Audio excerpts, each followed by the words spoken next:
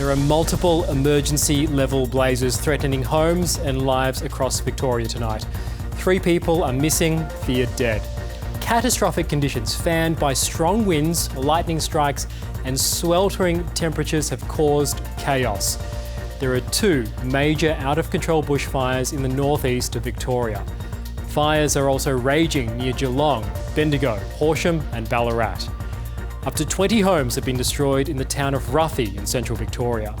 That blaze has burned through more than 130,000 hectares of land, threatening livestock and now towns further south. 60 new fires have started since this morning. We have reporters across the state tonight, and later we will be live with Victoria's Incident Control Centre. But we begin tonight's coverage with Nicole Asher in Longwood. Thousands of hectares already burnt and dozens of rural towns still under threat. This major fire near Longwood in central Victoria is thought to already have destroyed at least 20 homes. Winds roaring and temperatures soaring above 40 degrees. Not looking good. Just got in here and it's turned. A flame just in front of us. This community is in crisis mode. I cannot paint it any clearer. For those who might be thinking that they can stay and defend in these conditions, don't. It's dangerous, it's not courageous. There are fears for 2 adults and a child spotted in Longwood East yesterday. Last seen when it was already too late to leave and not again since. The house that they saw those 3 people standing in front of had been completely destroyed. The catastrophic conditions meant the chaos was spread across the state. This fire near Walwa, near the New South Wales border, sending smoke high into the sky. These nearby residents preparing to stay and fight. We have no idea. This wind's just picked up, so we'll see what happens. It's out of our hands now. Another emergency level bushfire west of Horsham popped up suddenly. Many there did heed those warnings to get out, flocking to evacuation centres or safe areas. A tent city set up here west of the Walwa fire, and in Longwood, volunteer cooked meals. But for all of those who managed to get out, there were animals who didn't. And of course, the hundreds of volunteers who stayed back by choice. At the worst of times, we always see the best of the Australian character. People helping each other out when it is needed. But for those trying to contain the uncontrollable, the conditions were beyond challenging. They're also similar to conditions that were faced on Black Saturday in 2009. Back in Longwood, residents couldn't believe how fast things kept changing. Up comes another fire out of nowhere sort of thing. The winds really picked up this afternoon. Each time a spot fire erupts, we see people just come out of the woodwork, neighbours, volunteers, because they know if they don't get on top of that fire quickly, it'll fast spread out of control. And with multiple fires still burning, many residents are facing an anxious wait. Some parts of the state are looking at smoke-filled skies, a reminder of a treacherous summer. Nicole Asher, ABC News, Longwood East. Let's go live now to our reporters across the state. Angus Verley in Horsham, Nicole Asher in Longwood and Ashlee Aldridge in Tallangatta. Angus, let's start with you where you are. There's a fire burning near Horsham. How dangerous is it? It's eased now, Isk. It started about lunchtime today, about 30 kilometres from where I am now on the edge of Horsham near Mount Arapiles. And we all knew this was going to be a bad day, but the ferocity with which it swept its way south, driven by those northerly winds, I think caught a lot of people off guard. And then, of course, mid-afternoon we had the wind change, which pushed it toward Horsham, where I am now. Fortunately, about mid-afternoon, those winds, we were talking 80, 90, 100 kilometre an hour wind gusts, they've eased right back now. So Horsham residents were quite concerned about what sort of threat they were under. That threat has now eased.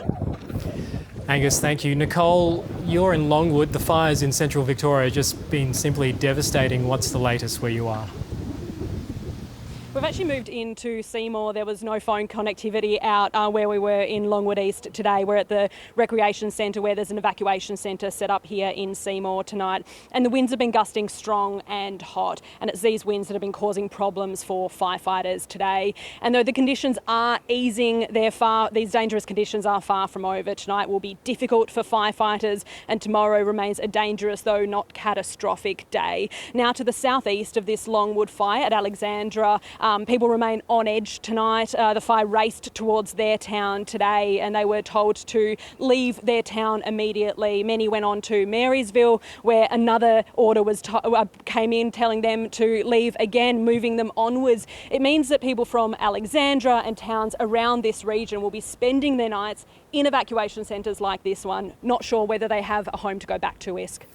Ashlee, the blaze burning near the New South Wales border started days ago. What do we expect in the next few hours?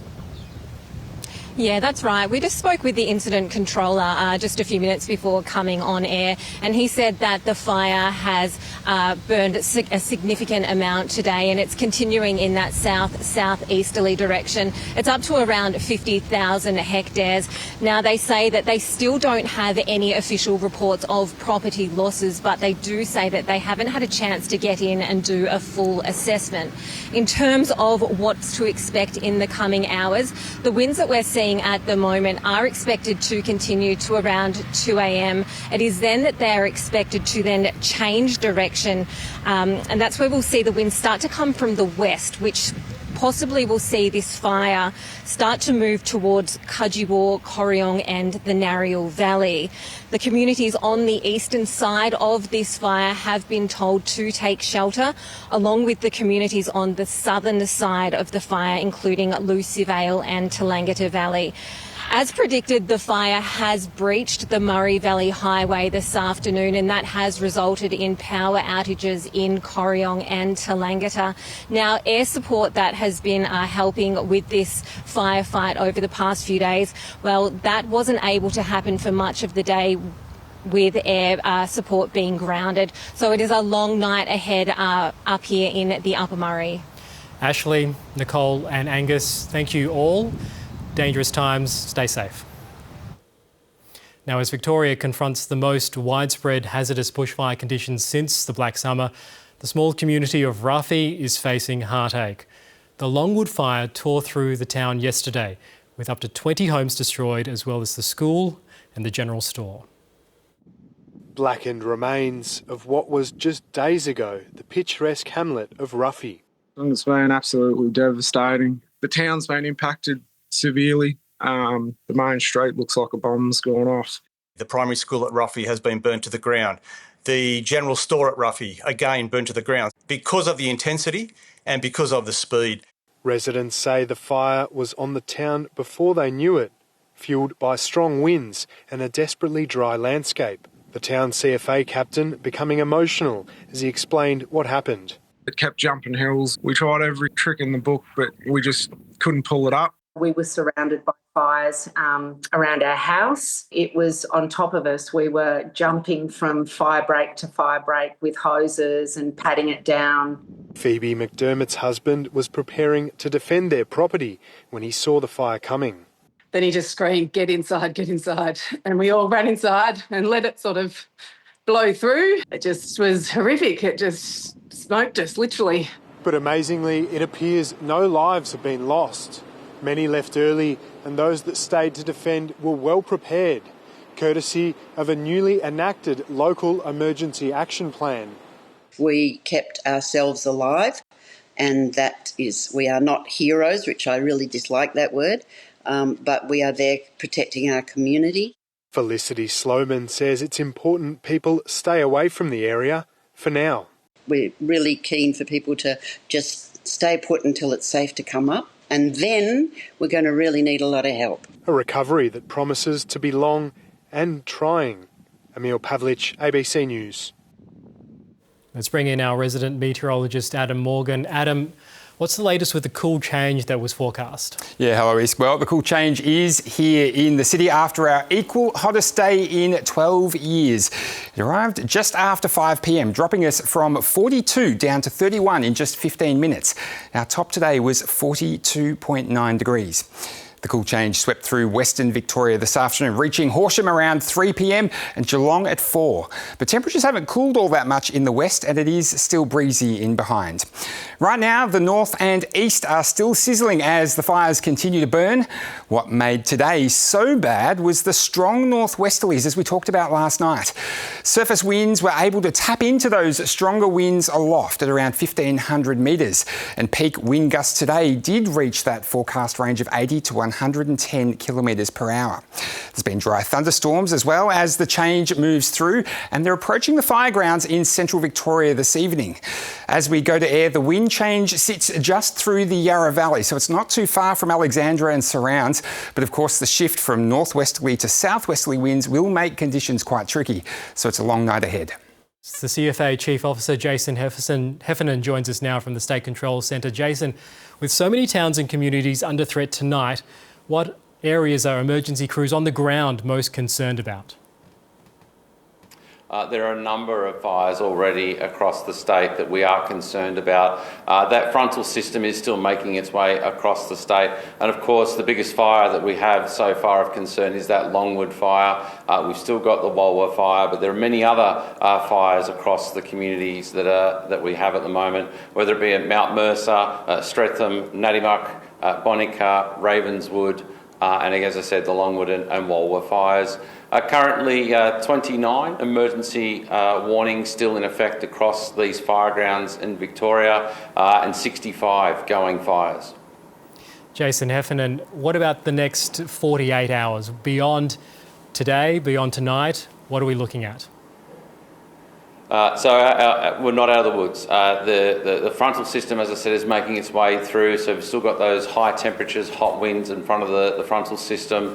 Then behind that system, some of the winds will increase, but it'll change direction. We'll see more of a westerly and a southwesterly wind direction, which again will fan the fires in a completely different direction for a period of time.